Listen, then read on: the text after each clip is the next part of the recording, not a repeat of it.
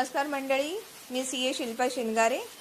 तुम्ही माझे यूट्यूबवरचे cooperative related educational videos तुम्ही बघत आहात आणि तुमचे बरेच फीडबॅक किंवा तुमच्या ज्या काही क्वेरीज किंवा डाऊट्स आहेत ते माझ्यापर्यंत पोहोचत आहेत, त्याच्याबद्दल धन्यवाद.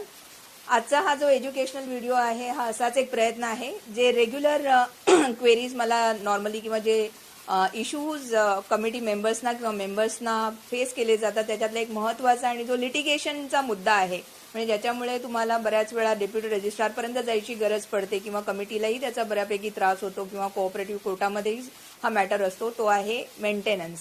मेंटेनन्स हा स्क्वेअर फीट बेसिसवरती घ्यावा की हा एरिया बेसिसवरती घ्यावा किंवा हा इक्वल बेसिसवरती घ्यावा, हे असे आम्हाला नेहमी प्रश्न विचारले जातात.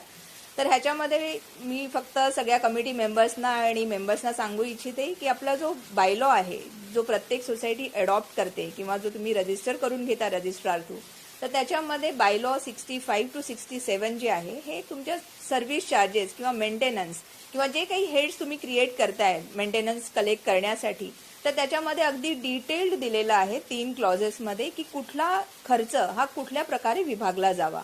म्हणजे जर प्रॉपर्टी टॅक्स तुम्ही कलेक्ट करत असाल तर तो एरिया बेसिसवरती येईल. तुमचं पेंटिंगचं काम होणार असेल तर तेही कदाचित ते मोस्टली एरिया बेसिसवरतीच व्हायला पाहिजे. पण जर तुम्ही मेंटेनन्स किंवा सर्व्हिस चार्जेस म्हणत असाल तर ते इथे स्पेसिफिकली म्हटलेलं आहे की तो इक्वली शेअर व्हायला पाहिजे. तर जेव्हा आपण सर्व्हिस चार्जेस म्हणतो किंवा मेंटेनन्स म्हणतो त्याच्यामध्ये आपल्या काही सर्व्हिसेस असतात ज्या आपण एका थर्ड पार्टीकडून घेतो. म्हणजे आपल्याकडे तुमच्याकडे हाऊसकीपिंग सर्व्हिसेस असेल, तुमच्याकडे सिक्युरिटीवाला असेल, आपल्याकडे गार्डनर असतात, स्वीपर असतात, सोसायटीमध्ये मॅनेजर असतात, त्यांची सॅलरी असते. तर हे जे एक्सपेन्सेस आहेत हे नॉर्मली आपण ह्याला मेंटेनन्स किंवा सर्व्हिस चार्जेस म्हणतो.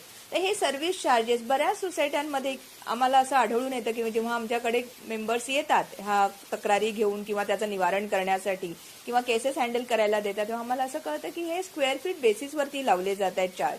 तर हे तसं करायचं नाहीये, कारण ह्याला सिंपल लॉजिकल किंवा साध्या शब्दात जर सांगायचं झालं तर समजा माझा 2 BHK फ्लॅट आहे आणि दुसऱ्याचा 1 BHK आहे, तर याचा अर्थ असा होतो का की सिक्युरिटीवाला जो आहे हा 2 BHK वाला फ्लॅटकडे जास्त लक्ष देतोय आणि 1 BHK फ्लॅटकडे देतोय, असं नाहीये. आणि ह्याला आणखीन समजा पुढे न्यायचं असेल किंवा लॉजिकली सांगायचं असेल तर समजा लिफ्ट मेंटेनन्स आहे, तर एखाद्या ग्राउंड फ्लोअरवरचा तुमचा मेंबर आहे तर तो म्हणाला की मी ग्राउंड फ्लोअरवर राहतो, मी लिफ्ट वापरतच नाही, त्याच्यामुळे मी लिफ्ट मेंटेनन्स देणार नाही, तर ते आपल्याला चालणार आहे का? नाही. जसं तो पण लिफ्ट मेंटेनन्स भरतो त्याच धर्तीवरती हे जे कॉमन एक्सपेन्सेस आहेत हे सगळ्यांना इक्वली आपल्याला डिवाइड करायचे आहे. ते स्क्वेअर फीट बेसिसवरती जायला नकोय आणि तुमचा बायलॉ हे स्पेसिफिकली सांगतोय. आणि जेव्हा आपण बायलॉ अडॉप्ट करतो तेव्हा कमिटीला आणि तिथे राहणाऱ्या त्या मेंबर्सना, मॅनेजिंग कमिटी मेंबर्सना आणि तिथे राहणाऱ्या मेंबर्सना तुमचा बायलॉ जो अडॉप्टेड आहे त्याच्या तो फॉलो करणं हे तुमच्यावरती बाइंडिंग आहे.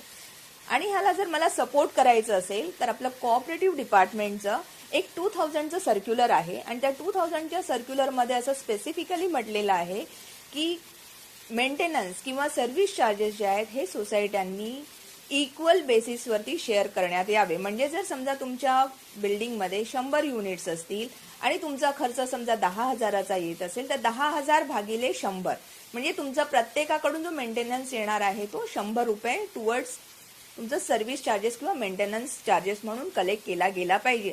तो कुठल्याही प्रकारे तुम्ही स्क्वेअर फीट बेसिसवरती घेण्यात येऊ नये असं त्या सर्क्युलरमध्ये स्पेसिफिकली म्हटलेलं आहे. आणि हे सर्क्युलर 2000चं जरी असेल तरी ते रेट्रोस्पेक्टिव्ह म्हणजे मागच्या दिवसापासून, आणि ती डेट आहे 26 मे 1999, त्याच्यामुळे सर्क्युलरची व्हॅलिडिटी पण 26 मे 1999 पासून आहे. सर्क्युलर हे 79A डायरेक्शन खाली इश्यू केलेलं आहे, त्याच्यामुळे हे सोसायट्यांना फॉलो करणं मॅन्डेटरी आहे. आणि म्हणून प्रत्येक मॅनेजिंग कमिटी मेंबरला मला असं अपील आहे माझं की जेव्हा तुम्ही मेंटेनन्स चार्ज करता, स्पेशली जेव्हा आपण एखादी नवीन सोसायटी म्हणजे हँडओव्हर किंवा टेकओव्हर बिल्डरकडून होतं, तर बिल्डर हा काय, बिल्डरच्या काळामध्ये तो स्क्वेअर फीट बेसिसवरती घेतो, कारण तेव्हा सोसायटी फॉर्म झालेली नसते, त्याच्यामुळे त्याला काही ते रूल्स अँड रेग्युलेशन्स ऍप्लिकेबल नसतात आणि त्याला ते शक्यही नाहीये की काही मेंटेनन्स काही चार्जेस तो स्क्वेअर फीटवरती घेईल, काही कॉमन घेईल. त्याच्यामुळे तो जे आहे सरसकट ते 2.5 रुपये 3 रुपये 5 रुपये जे काही आहे ते स्क्वेअर फीट बेसिसवरती लावतात. पण एकदा का आपली हाऊसिंग सोसायटी फॉर्म झाली, आपल्याला एक लिगल स्टेटस कोऑपरेटिव्ह सोसायटी म्हणून मिळालं, आपण एका act Maharashtra cooperative society act खाली जेव्हा आपण रजिस्टर होतो, त्याच्यामुळे त्या ऍक्ट खाली जे काही तुमचे म्हणजे ऍक्ट आहे त्याच्या प्रोव्हिजन्स आहेत, रूल्स आहेत, नियम आहेत, अधिनियम आहेत, बायलॉज आहेत, सर्क्युलर्स आहेत, डिपार्टमेंटने इश्यू केलेले नोटिफिकेशन्स आहेत किंवा GR आहे, हे फॉलो करणं प्रत्येक कमिटीला मॅन्डेटरी आहे आणि त्याच्यामुळे प्रत्येक कमिटीने ह्या गोष्टीचं थोडंसं दखल घेणं गरजेचं आहे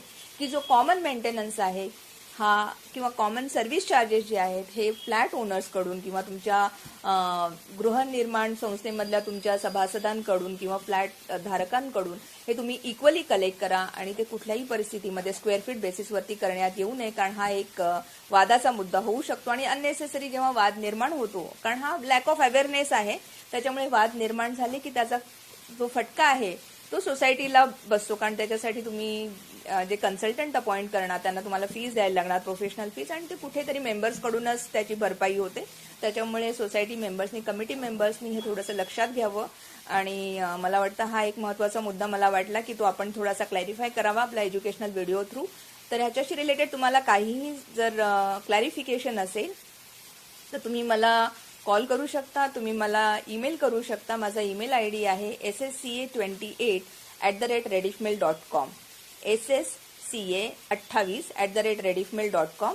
माझा ब्लॉगही आहे CA Shilpa Shingare real cooperative info blog, तर त्याच्यावरती सुद्धा तुम्ही मला क्वेरी टाकू शकता किंवा तुमची एखादी जर काही शंका असेल तर टाकू शकता. त्या शंकेचं निरसन करण्याचा मी प्रयत्न करेन. धन्यवाद.